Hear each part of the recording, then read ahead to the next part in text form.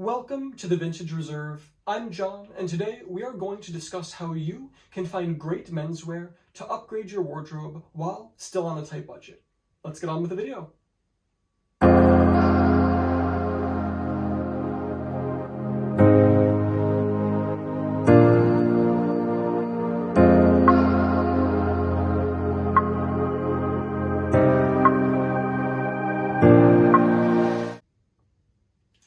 If you're a guy who's transitioning into adult life, you may be looking to upgrade your wardrobe. Maybe you're starting college, just landed your first full-time job, or just want to take your fashion more seriously. Transitionary periods in a man's life are a great time to reinvent and enhance one's style. Now, if you're looking to upgrade your wardrobe into some clothing that is more mature and better fits your new place in life, you're probably going to notice that quality menswear is expensive. This is a common holdup for younger men because if you're entering college or just beginning your professional career, you likely don't have a lot of money that you can put towards buying nice clothes. The solution here is to forego most new clothing and to start looking for quality used garments.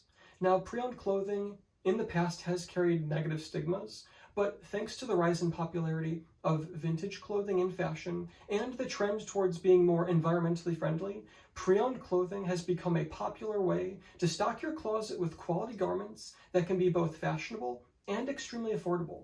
In fact, if you know what to look for and where to look for it, you can build entire outfits that would normally cost well over $1,000 for under $100. And it's unlikely that you'll need to completely rebuild your wardrobe, as you probably have at least some clothing that can be brought into your new style. Now, by far the most popular places to search for used menswear are online sites like eBay and thrift stores. Unfortunately, these both have some issues because they're so well known for their great prices that there's a lot of competition. And the once crazy deals are less common, especially on sites like eBay, where sellers can look up what an item is worth. Online shopping also makes it difficult to shop for menswear because you need to know exactly what you want. You also can't try anything on. This makes thrifting a popular and affordable option. So this video will focus primarily on upgrading your wardrobe through thrifting. Although if there's a specific garment that you want in your collection, it's worth checking online sites once in a while to see if it's on sale. Now, unlike going into a normal clothing store, you aren't always going to find items that you're looking for in your size. So the trade-off here is foregoing the convenience of clothing stores and regularly checking your local thrift stores. There are two factors that will determine how successful you are when thrifting.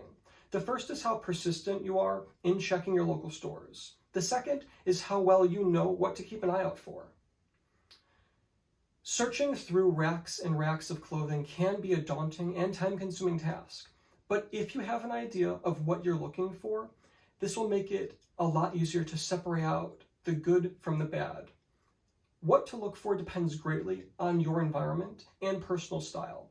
I always recommend spending a little time searching the internet for both tips on men's fashion for your environment and body type, and for photos of fashionable men of similar age and body type. This will help you develop a sense of what items, patterns, colors, materials go well together, what's versatile, and what you personally like. After all, quality menswear shouldn't just be attractive. It should feel good to wear and instill in you some confidence. Now, fashion by its very nature is subjective and constantly changing.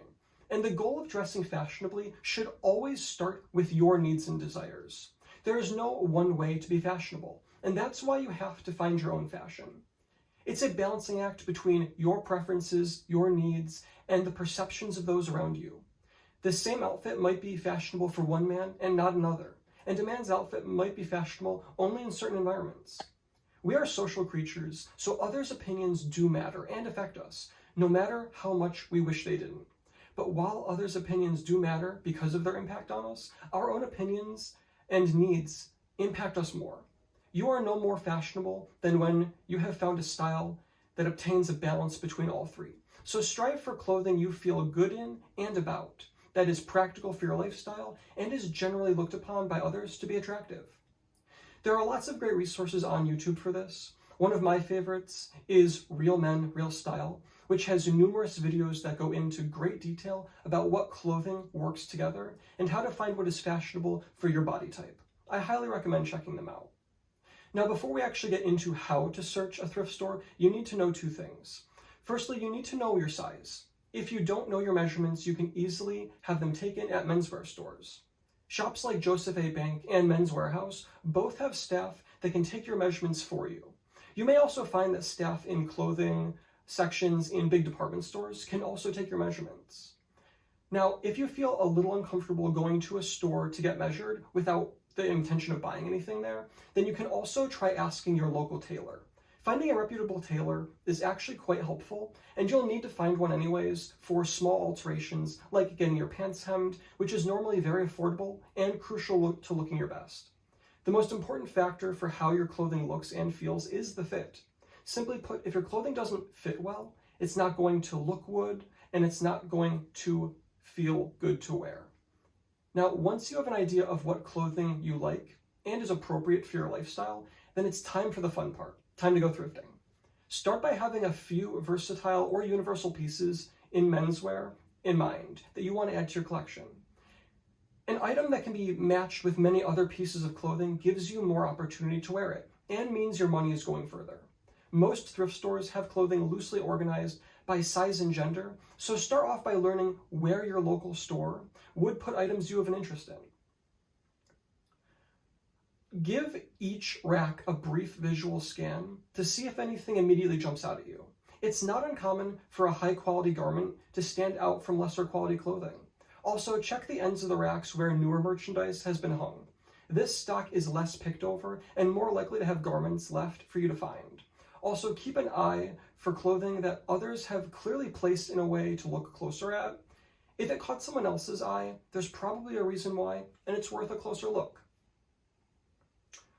Another way to quickly search through long racks of clothing is by feel. Try running your hand lightly across the rows of clothing. One of the biggest factors that plays into the quality of a garment is the material. For an example, a row of sweaters may all look the same at first glance, but if you run your hand across it, you're immediately going to notice how much softer the one made of cashmere is, hiding amongst the synthetic blends. Fabric in general can be a good indicator of a garment's quality. Keep an eye out for garments that use finer or more expensive materials. A manufacturer that doesn't care much for the quality of their product is unlikely to use better and more luxurious materials. This doesn't mean that clothing using synthetic fibers or blends are bad. Every fabric has pros and cons.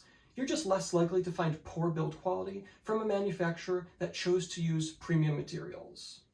So always keep an eye out for clothing made from premium fabrics. Things such as merino or lamb's wool, Japanese denim, cashmere, silk, suede, real furs, or full-grain leathers. Two things many people look at when determining the quality of a garment are the country the garment was made in and the brand. This, though, is where you need to be careful. The made in country on the tag doesn't necessarily mean the garment is of poor or high quality. Try and let the clothing speak for itself. For an example, I've come across plenty of Italian-made leather shoes that really weren't that great. Don't let the name on a tag stop you from buying a piece you like, and especially don't let it push you to buy something that you don't like. Speaking of names, let's touch on the issue of branding. There are what can feel like an infinite number of brands that you'll come across when thrifting.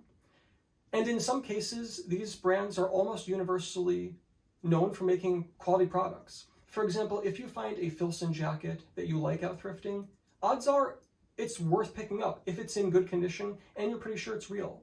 However, you should never buy a product that you don't like because of a brand. A lot of thrift stores will also charge more for the big name brands, regardless of the actual quality.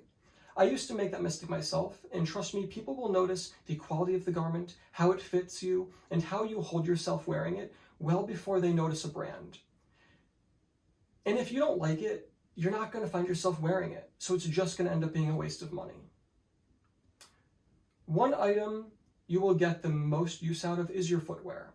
Your footwear has a significant impact on your outfit. Just switching between sneakers and loafers, as an example, completely changes how formal the overall outfit appears. Adding a few strong staples to your wardrobe, such as a pair of loafers, maybe some nice Oxfords, even white sneakers or some leather Chelsea boots, will give you a lot of footwear versatility.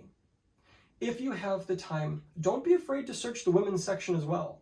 The reality is that thrift store staff normally don't get paid very well and are expected to sort through and price a lot of items very quickly. Menswear always ends up on the women's racks to some extent. I don't think I've ever actually searched the women's section and not found menswear. It's that common. There's no universal rule to go off to determine if a garment is intended for a man or a woman. Frankly, some clothing is gender neutral enough that it doesn't even matter who it was intended for. One loose rule to go by is which side the buttons are on. For example, if you find a coat, if the buttons are on the right side for the wearer, it's usually intended for a man, and vice versa. However, not all manufacturers or cultures follow this rule, so don't dismiss a garment just based on this fact alone. Keep an open mind when thrifting because you will occasionally find something unique that you weren't looking for and maybe even didn't know existed, but that you find really fits into your style. There are a lot of great vintage pieces out there which have a lot of character and charm and may work for you. On very rare occasions, you might also come across an item that is exceptionally rare or very expensive, something that you normally couldn't afford or wouldn't want to spend the money for the retail price on. These kinds of finds are exceptionally rare, especially these days, but they do still happen. So don't pass on something great that you love just because it wasn't what you were intending. Some of the best pieces in your wardrobe often end up being unexpected. Another thing to keep an eye out for while thrifting, which can help elevate your wardrobe, are accessories.